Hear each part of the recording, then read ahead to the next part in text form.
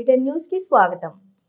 సంగారెడ్డి జిల్లా నారాయణఖేడ్ పట్టణంలో ప్రభుత్వం తరపున శనివారం క్రిస్మస్ సెలబ్రేషన్స్ నిర్వహించారు. ఈ కార్యక్రమంలో ఎమ్మెల్యే డాక్టర్ సంజీవ్ రెడ్డి హాజరై కేక్ కట్ చేసి క్రిస్టియన్ సోదరులకు క్రిస్మస్ శుభాకాంక్షలు తెలిపారు.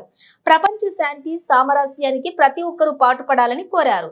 అన్ని మతాల సారం ఒక్కటేనని తెలిపారు. కార్యక్రమంలో ఆర్డీఓ ఎస్ అశోక్ చక్రవర్తి, నియోజకవర్గంలోని వివిధ చర్చిల పాస్టర్లు, నాయకులు, క్రిస్టియన్లు పాల్గొన్నారు.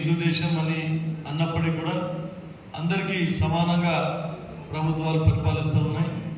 కాకపోతే మీకు ఒక విషయం చెప్పేదంటే ఏ మతం తీసుకున్నా కూడా ప్రతిదీ అల్టిమేట్గా అన్ని మతాలు, అన్ని బైబిల్ చెప్పినా, ఖురాన్ చెప్పినా, భగవద్ చెప్పినా అన్నీ ఒకటే. ఎందుకంటే ప్రపంచ శాంతి అని, అందరూ కూడా కలిసికట్టుగా సోదర భావంతో ఉండాలని చెప్పేసి, అందరూ లోక కళ్యాణం గురించి ప్రార్థించాలని చెప్పేసి అన్ని మతాలు, అన్ని గ్రంథాలు కూడా చెప్పడం జరుగుతుంది. కాకపోతే ఎవరు వచ్చినా కూడా, ఇప్పుడు శ్రీకృష్ణ పరమాత్ముడు వచ్చినా, ఎవరు వివిధ యుగాలలో ఒక్కొక్క భగవంతుని మనము హిందూ ధర్మం ప్రకారం మనం చెప్పుకుంటాం.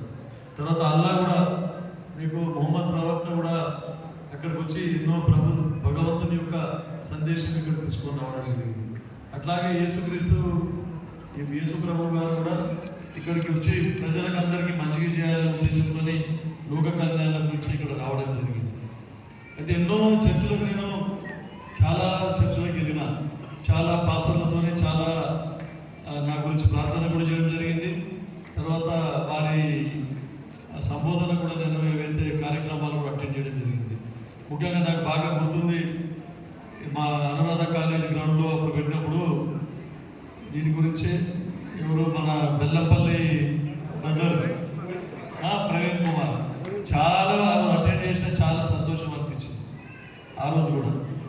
ఎందుకంటే ఆయన చెప్పిన ఈ ప్రవచనాలు ఏవైతే ఉన్నాయో, కానీ ఇంకోటి కూడా బాగా చెప్పాడు ఆయన ఈ యేసుక్రీస్తు గురించి. ఈ మంచి గురించి చెప్పడమే కాకుండా ఆయనకు ఒకటి పవర్, భగవంతుడు స్వరూపం కాబట్టి ఒక పవర్ ఉండేది.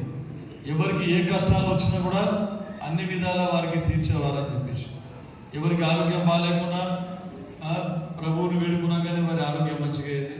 ఏదైనా కష్టం వచ్చినా ప్రభువుని గుర్తు చేసుకునేసరికి వారు మంచిగా చేసేవారు వాళ్ళందరికీ సమాజంలో. అట్లాంటి యేసు ప్రభువు కూడా చాలా అప్పటి కాలంలో చాలామంది కూడా ఆయనని నిలువరించాలి, రాజరికం ఏదైతే ఉండనో అప్పుడు మాకు రాజులను కాదని ఆయన దగ్గరికి పోతా ఉన్నారు, యేసు ప్రభు గారి దగ్గరికి అని చెప్పేసి ఆయనను కూడా ఎంతో నిలువరించడానికి కూడా, కంట్రోల్ చేయడానికి కూడా అప్పటి సంస్థానాలు ప్రయత్నం చేసినాయి. అయినా కూడా ఆయన భగవంతుడు స్వరూపుడు కాబట్టి ప్రతి ఒక్కటి కూడా సమాజానికి మంచిగా చేసుకుంటూ ఆయన ముందుకు పోవడం జరిగింది. తర్వాత ఆయన జీవితాన్ని ఒకసారి మళ్ళా ఆయనను నిలువరించి సిలువకు వేలాడదీసి ప్రాణాన్ని బలిగొన్న దాఖలాలు కూడా ఉన్నాయి. అయినా కూడా మళ్ళీ తిరిగి పుట్టి వచ్చి ఈ లోక కళ్యాణం గురించి పాటు పడిన అని చెప్పేసి మన బైబిల్ గ్రంథం చెప్తా ఉంది. ఎక్కడ పోయినా కూడా మంచితనానికి సావు అనేది ఉన్నది. కాబట్టి ఈరోజు ఇంకా మనము ఈ ప్రతి 25 డిసెంబర్ వారి జన్మదినాన్ని, యేసు ప్రభు జన్మదినాన్ని మనం క్రిస్మస్ పండుగగా జరుపుకుంటాము. కాబట్టి సోదరులకు అందరికీ ఒకటే చెప్పేది ఏంటంటే, అందరం సోదర భావంతో కలిసిమెలిసిగా ఉండాలి.